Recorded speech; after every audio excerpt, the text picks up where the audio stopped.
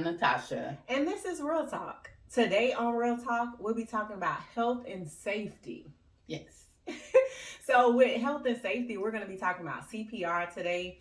We're going to have quite a few topics coming up in the future in reference to health and safety, but today we'll be speaking on CPR. Right. Because it's always good to know CPR when you could be in any type of emergency and just be a helping hand to someone, or someone could be needed for you. You might be needed too. Right. So, see, when it comes to CPR, heart disease is the number one cause of death in the United States. It causes 1 in 4 deaths on a daily basis. Dang. And that is a lot.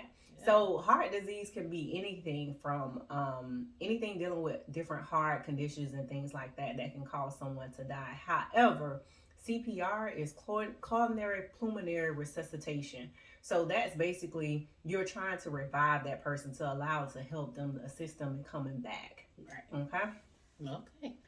So jump right into it. I need to know this because I know that, everybody kind of see people doing CPR, but there is a proper way because you don't want to hurt the people. So Sharetta is a certified, what's your title? A certified CPR instructor. I'm an instructor for American Heart Association and also for American Health and Safety Institute. I'm an instructor for 2 different organizations. That means she's certified. So she knows what she's talking about. And she's a nurse. Yes. So if you ever get in trouble around Sharetta, she could save your life.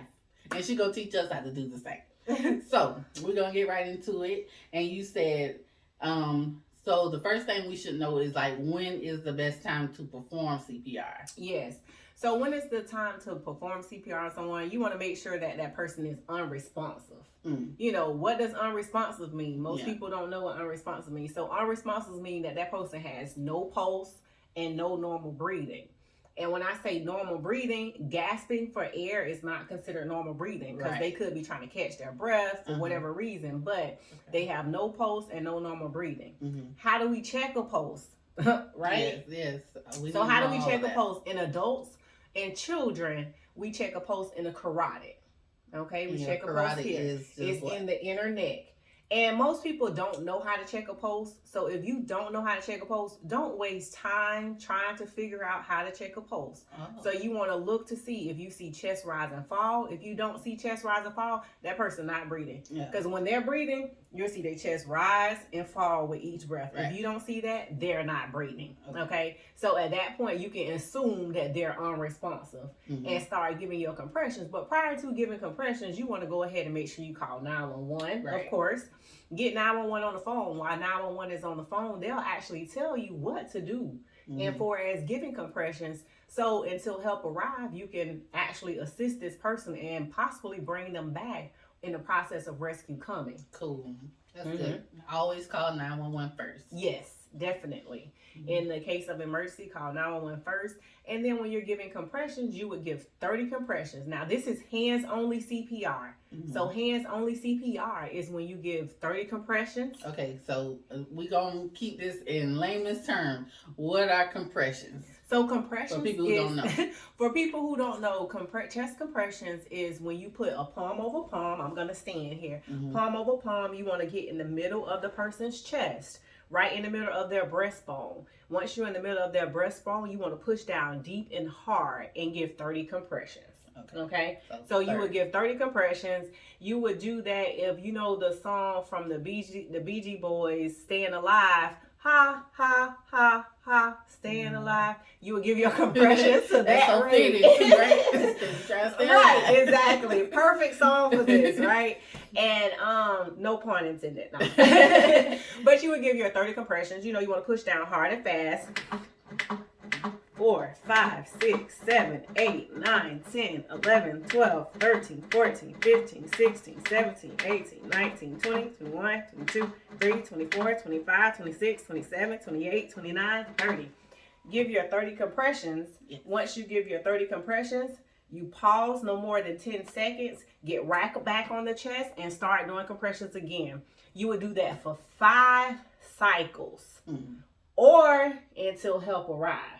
So what if the person, when you're in the middle of doing that, they kind of react to it or something? If they start to react to it, then you want to put them in what is called the recovery position. Mm-hmm. The recovery position is you will turn them over to their side and lie them on their side. So that way, if they begin to cough, begin to vomit or spit, they're able to allow that to come out. Okay? That's good to know. But that's only and that's only if they start reacting to your compressions. Right. Okay. Meaning like they start to gasp starting to move, starting to gasp for air, starting to give you some type of responsive life. Okay. So that's a good thing, right? Yes, that's a good thing. All right. So you've showed us the proper way to do the CPR and doing it to the song. If you know the song Staying Alive. You go 30 compressions, which is the palm over palm over the chest bone in between the breastbone. Yes. Yeah, for 30 times for 5 cycles. Yes, right? For 30 times for 5 cycles. Now, if 911 or rescue isn't there after you've done those 5 cycles, pause no more than 10 seconds and get back on the chest and continue until help arrive, because every second counts. Right. Okay? So this was what we do on an adult. An adult. So we have a different technique if you're a baby or a child, small child. Go unresponsive. Going unresponsive. So we're going to move Mr. Dummy out the way. And we are going to show you how to perform CPR on an infant. Right. So now with the infant, when we talked about checking a pulse, how to tell if an infant is unresponsive, we want to first tap the infant's feet. And the reason we tap infants' feet is because that's the sensitive spot on their body. If an infant is sleeping, they're gonna wake up or they're gonna move if you touch their feet. Right. So if you have no response, you see no chest rise and fall. Right. In infants, we check a pulse in what is called the brachial, which is the inner arm. Okay, so on the infants, it will be in their inner arm here. So on them, if we don't know how to check a pulse, we don't worry about checking a pulse. Right. We don't see chest rise and fall. We know they're not breathing. We go ahead and start CPR. Mm-hmm. With infants, you would use your 2 fingers here to give infants compressions. Okay? You would do the same as you would do for adults. 30 compressions for 5 cycles or until help arrives. In the same spot. In between the breastbone with infants. And we use these 2 fingers here because infants are much smaller. They don't require much pressure and much weight. Right. So with infants, we'll go ahead and start giving compressions. Your 2 fingers here. 1, 2, 3, 4, 5, 6, 7, 8, 9, 10, 11, 12, 13, 14, 15, 16, 17, 18, 19, 20, 21, 22, 23, 24, 25, 26, 27, 28, 29, 30. Yes. That is how you do compressions on an infant. So you would do that for 5 cycles or until help arrives. So it's basically the same amount of time, and the song can be applied to that and the song can be applied to the infants as well. Right. Staying alive. So if the baby becomes responsive in the middle of that, do we do anything different? If an infant becomes responsive in the middle of that, you would do the same thing. Put them on their side in a recovery position. You know, I always heard when people doing CPR, they be like, "Oh, make sure their tongue not going back." So do we do that? Throat. Well, that when you're doing that, that's in the fact of if you're gonna give breaths. Oh. And that's a whole nother technique. Yeah. You would give 30 compressions to 2 breaths. Mm-hmm. But if you're not giving breaths, which we're only talking about hands only CPR today, then you don't have to worry about any of that. Okay, good to know. Yeah. So all of this information, like even if you've never done CPR, it's just good to know that, and seeing it done by a professional, it'll stick in your mind. So if you have a situation come up where you need to help somebody or you might need help, then you'll know what to do in an emergency, and that's useful information for everybody. So yes, it is. Learn the song in your head, and it's 5 cycles of 30 compressions. Correct. For a baby, you use your finger, your index, and what's this finger called? Your middle finger. Your middle finger, that one. Don't say your bird finger. It's your middle finger. It's a proper term. You know, I'm trying to be politically correct. So yeah, your index and your middle finger for babies. And is this for toddlers too? Like, is there an age limit for that? So an infant is considered anywhere from birth to 24 months. So meaning 2 years old. Okay. So then once you get up into 2 years old, that is considered a child. And then that's when you do the palm over palm for them. They're a little bit more space. Correct. Okay, I got you. So that's good to know. You don't want to do an adult version on a baby because you'll hurt the baby. Correct. Too small, and it will be a lot of pressure. Yes. So yeah, that's good to know. All right. So I guess people usually, what's like the most common thing that people need CPR? Is it because of choking or? Usually most of the time people need CPR because they went unresponsive. Sometimes someone sometimes people do faint and then they go unresponsive from fainting. You want to give CPR. Yeah. Some people could already have some type of heart disease or heart issue going on, so they can go unresponsive because of that, and you want to provide CPR. Most people don't, when someone is choking, usually most people don't go unresponsive from choking. All right. Sometimes they go unresponsive from the act of relieving them from choking. And when they go unresponsive from the act of relieving them from choking, you lie them on the floor and begin CPR. Okay. But now, when it comes to that, how do you relieve someone from choking is what we want to know. Because that's common. A lot of people choke, like myself, because I be greedy and I just be like swallowing especially the food good. I just swallowed it too fast. God. Let me say more life. So what should I do if I, can't cough it up instantly, I guess? Okay, so what you want to do, if you're by yourself, you want to cough as much as you can. Cough until you can get it out. Force yourself to cough to try to get it out, which that will clear your airway. Because what choking is some food or object is stuck in your throat, which is causing the airway to block. Most people panic because they're like, I can't breathe, So the thing is, you want to try to cough.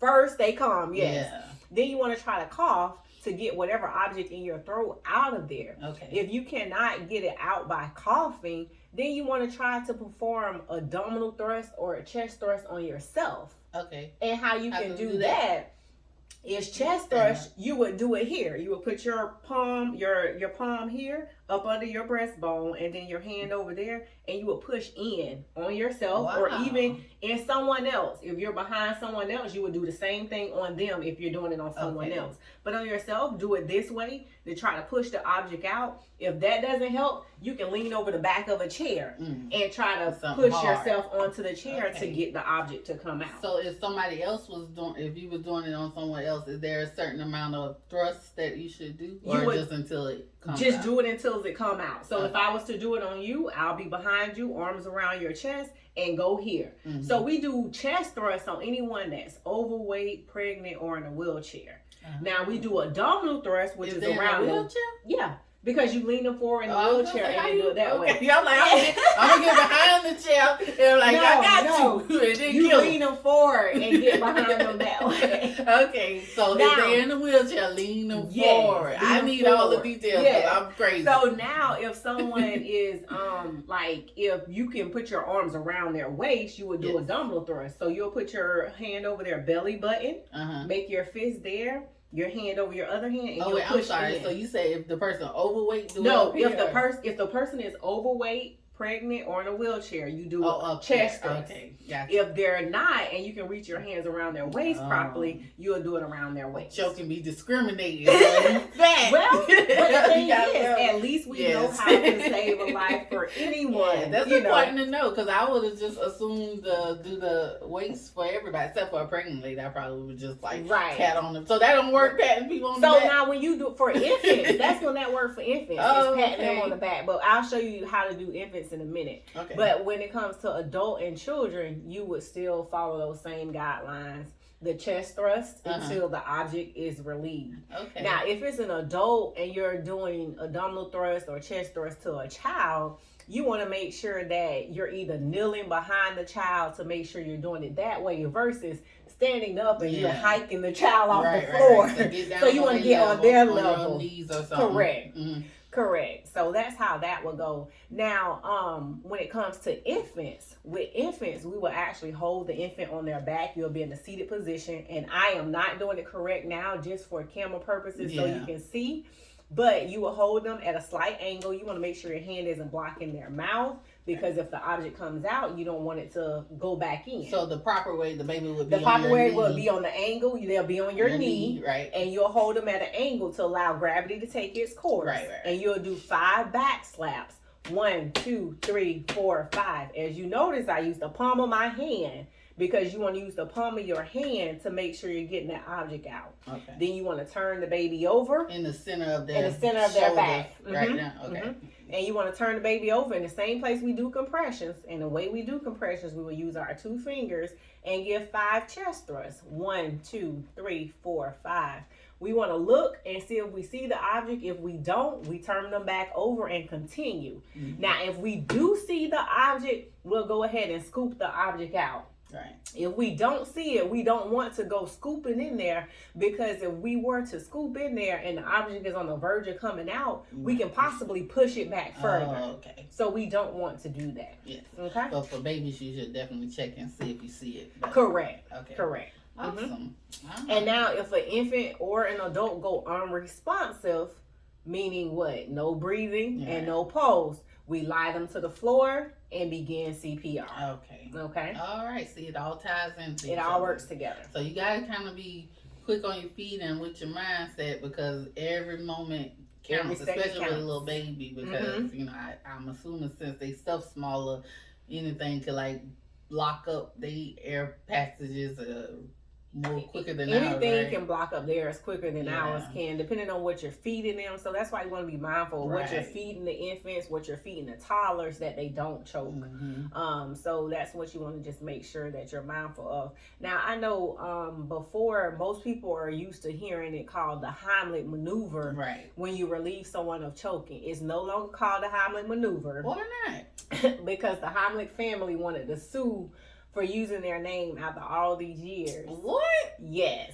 So now it's did they invent it or something? Well, because he's a doctor. Dr. Heimlich is the one who actually performed the Heimlich maneuver on someone with abdominal thrust or chest thrust, and so they named it after him and call it the Heimlich maneuver. That is honorable. So why would they not want to? So this, of course, this man is deceased. Dead. You know, so it's his children that want to try to get that out of his name. So now, based off American Heart Association guidelines and American Safety and Health Institute, the 2 organizations I teach for, we call it abdominal thrust or chest thrust because of the fact of using their name.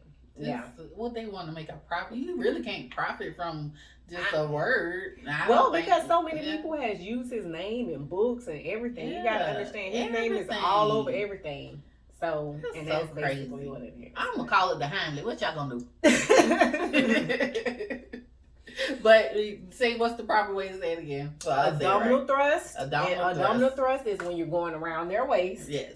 And then chest thrust is when you're going up under their breastbone in the middle of their chest plate. Chest thrust for the fat people like myself. So if you see me choking, you got to go under here. Oh, God. You know. So, yeah. Cool. So what else? What else you want to know about CPR? We went over all the basic important stuff, like how to identify when you need to do CPR. Correct. The chest compressions. Correct. And the proper palm over palm and all of that. I don't know. Just give us some insight of whatever else you think we should know. Basically you got the gist of it. So basically with CPR, just to do a recap, we know with adults. So if an adult go unresponsive, what do we do? How do we we check a pulse in an adult? Let's quiz you. Oh, my goodness. I didn't do too good in school. Okay, so you would check, I'm not sure what the term was, carotid, and to see if they have a pulse. But what if you don't know how to feel, or you don't worry about it, she said you look and make sure the chest is rising and falling. If the chest, you don't want chest rising. You checking to see if it is. If it's not, then that's when you do it. Okay. Right? Correct. I'm so nervous. Okay, so you would put find the middle of their breastbone and then put palm over palm. Correct. And if you know the song Staying Alive, you're going to try to keep a rhythm of Staying Alive. Ha, ha, ha. And then you will press down as hard as you can. Correct. Apply pressure and do it 30 times for 5 cycles. For 5 cycles. Until help arrives. Oh, I forgot. You're supposed to call 911 You're supposed to call 911 first. Yes. Correct. So call the police first. I'm sorry. And then do all that, what I just said. Right. Okay. So that's that. Now, what about for the infant? The infant, you want to check, call the police first. If the baby unresponsive. Call 911. 911. They don't see the right person. Okay? Ambulance. I'm sorry. The ambulance. What that song was. Call the ambulance. Oh, God. So for the baby, you want to check their inner arm. Brachial. Brachial. Mm-hmm. Brachial. Brachial. Brachial. Mm-hmm. I did not go to medical school. So, and if the baby is unresponsive, use your index finger and your middle finger. Correct. And place it in between the breastbone as well. Do 30 compressions for 5 sets. And you check and see if the baby got something in their mouth. That's choking. Oh, well. So that's all that is when they're choking. All right. I'm sorry. All right. I'm trying to process it all. The only thing I'm good for is saying help.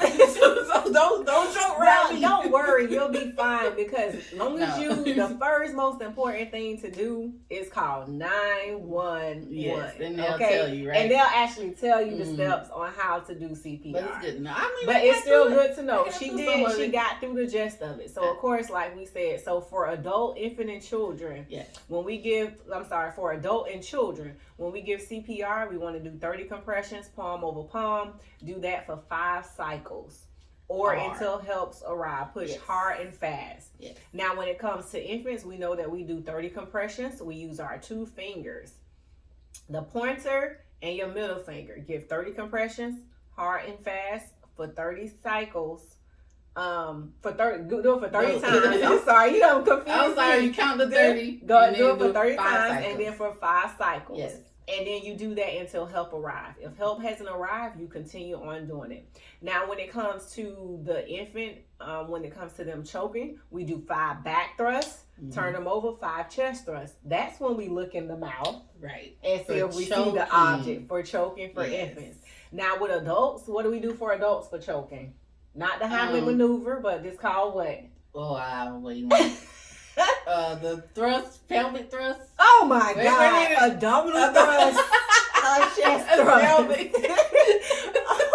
Disregard that. Listen, I've been out of school for like 20 something years. Abdominal thrust or chest thrust. But that's up here if you're pregnant or overweight. Or in a wheelchair. In the wheelchair, you gotta lean them forward. I remember that part. Okay. Don't do the thing on the wheelchair. Right. See? So now it's abdominal thrust. And people don't know what abdominal is. That's your stomach region. Yes. So you go above the belly button, palm over palm, push in hard and fast. Okay? Or until the object comes out.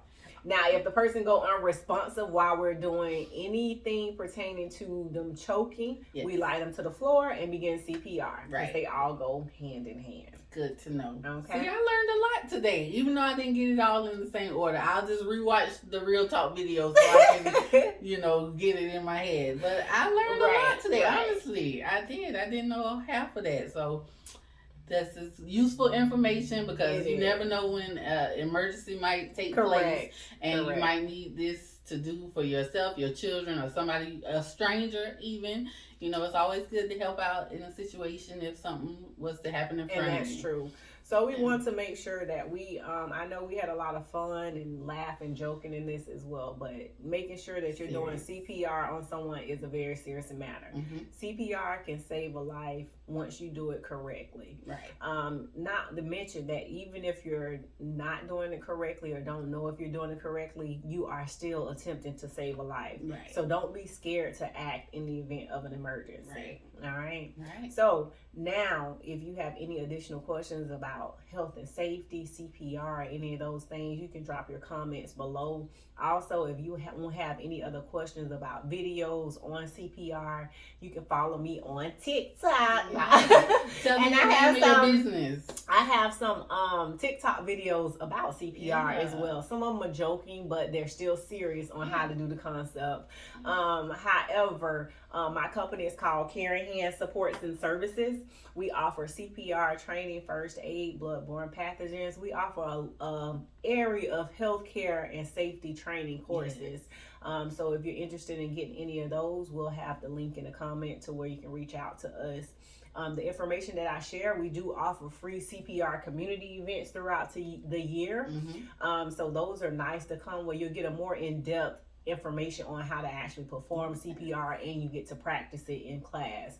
If you need a certification, we offer that as well. But like I said, that information is down there. I'm not here to sell you anything. I'm just here to give you the information. Because it's helpful. It is. It is. And useful. Yes. So, any closing remarks? I feel like I could save the world now. Thank you, Sharetta. So, you guys, if you have any questions, comments, drop them down below. Let us know, DM us or whatever. And you always know, until next time, peace.